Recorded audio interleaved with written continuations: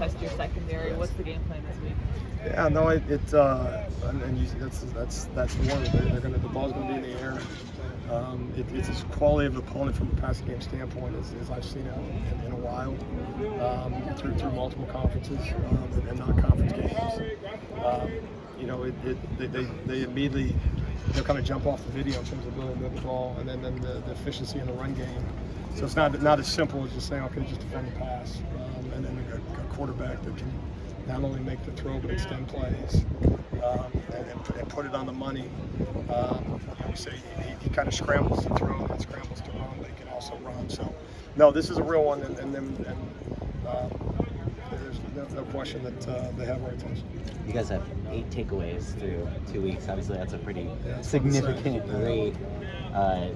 When you're talking about those, obviously you talked about the importance of turnovers, but do you discuss that with the team as if it's not sustainable, or? Yeah, we take the approach. The ball has no idea it's supposed to go from the quarterback to the receiver, right? And so, too often we kind of act like we know that. Like the expectation is the quarterback throws to the receiver, he catches it, and he runs with it. And that's just how football is. And that obviously is not the case. There's never 100% completion percentage. And so, we decide to take the approach that and that's why we say takeaway, not turnover, is that we cause them. We cause them by effort. The good thing is, as you look at, and don't quote me, I guess you will, but through the 8 of them is you see the brand of football that we're trying to play on just about every one of them. Guys straining, it could be a timing issue. Quarterback throws a little bit sooner than it's not. You don't see it at the catch point. You see it when you rewind the film. You throw it a little bit early. A receiver not expecting it so soon. The guy straining the football to get a hand on it, or one guy getting a hand on it, the other guy getting 2 hands on it. And so that's the biggest message in those. Because if you don't do those things, you don't come down with a tip pass. If Tuli doesn't strain to the sideline, just says, the DB will go make the play. He doesn't cause the fumble on the side. And then, the messaging too, they're not in till they're in. In terms of, the world says, well, obviously they should have scored. Well, it turns out football has another ideas in that. They have to put it. You don't get points for putting the ball in the paint in basketball. You got to put it in the basket. It's the same thing. So just keep playing, keep fighting, keep swinging. And so the messaging is 100% we control it, 100% of the time, and we don't let truth get in the way. Do you feel like you could sustain that rate? Tell me why we can't. But that's just how you got to think that way. You're not a passive member of the game of football. You're an active member. So we choose to have that approach that it's controllable and we got to go get them. Can you talk about? Had a big game. What went into deciding how he and Corey kind of split those reps? Yeah, they are on the practice field, and then throughout the course of the game, you're constantly evaluating, kind of in the moment.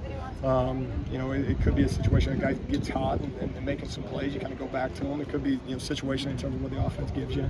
But the bulk of that is how guys practice. You're in reps on the practice field. Solomon has. And you don't know that, and for some of these guys, especially, really all these guys, as you go through the first couple of weeks, this is our first game days with them, and the first couple of game days with them, first road game with them, how guys are going to respond to those moments. And so I was thrilled for Solomon.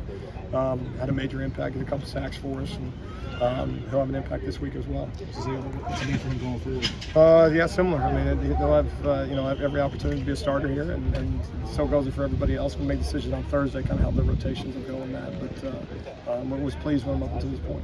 Can you talk about dealing with unscripted looks like that slow mesh that you got and kind of in game in real time, how you had to work that out? Yeah, I think you can't ever be surprised by what an opponent does from the standpoint, are we going to trust our rules? Are we going to run our defense?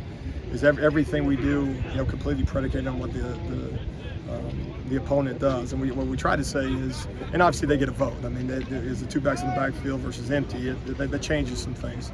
But on the same note, what we don't do is say, well, let's scrap everything. They're running this. Let's start drawing stuff up in the dirt and try to defend it. I give them a lot of credit, and we said it last week. I have a lot of respect for that staff. Coach Shaw does a tremendous job. And there's always something. Now, is the team going to major in that newness? There's always a play within a drive or maybe a personnel grouping that you haven't prepared for. That's the norm. Do you get does the opponent major in it? You may not anticipate that, but you got to adjust, and no excuses, no explanations. You got to run the defense, and in those moments you strain and find a way to get a stop, and At times we did, and at times certainly we didn't. So we didn't walk off the field and say great performance defensively. Found a way to find up on the right side outcome-wise. But no, they gave us fits, and we got still got a lot of work to do. Where do you feel like you guys are in terms of like progression at this point? Do you feel like you're on schedule at this point? Yeah, I think it's a 1 week evaluation. You got to stay there, especially in the first year. It's where we're at after game 1, and then you attack the work week going into game 2 based on the opponent that you play. It's where we find ourselves going into game 3. And I've caught myself, talking to Coach Riley in particular, almost saying, okay, to our standard. Well, what is our standard? We're trying to establish that, and the brand of USC, determines, by and large what that standard is, and it's a lot higher than what we've done so far. So you attack that. You say the bar is higher than where we've gotten ourselves to defensively, whether it's statistically or pretty much by any measure, whether it's points, yards, we got to be better. And so we know that, and so we attack the work week with that in mind. As we try to establish what that standard is for us. But no, we got 2 outcomes up until this point. We got to fight like all heck to try to get a third one, and do it week in, week out. In what ways do you feel like the run defense needs to improve? Well, the explosive plays. I mean, a couple of them. It's a reverse. The first week it's a power. Guys from a fit standpoint. You look at it and is it a mental error? Is it a missed assignment? Is it a combination thereof? Is it miscommunication? And what all those things are is that, one, they're excuses if you allow them to be. And they're symptoms of what bad defenses do. There's a missed assignment as if it's okay. It's just one. No, it happens. It creates points offensively, and we got to be cleaner than that. And do we have a willingness to? First off, it's coaching. Are we doing a good job of putting them in a position that they need to be successful? If we can check that box, which I believe we can we fix it with just better effort? And if that fixes it, can correct the issue, then let's stop the evaluation. And beyond that, is it something that we're making decisions in real time as an athlete to not do what I'm coached to do? Then you got to press the pause button and say, okay, where's the conflict coming from?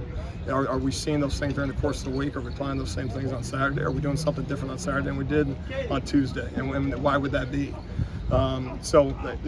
That's it's unacceptable. It's not good enough. We know that, and it's something that we continue to evaluate, and it leads to points, which in the end puts us in a situation where the offense got to score more, and we're not fans. We can't be in a position where we'll be fine as long as the offense scores. And so we got to be better, much better in the run game and in the pass game. So long story, but same answer. A whole lot better.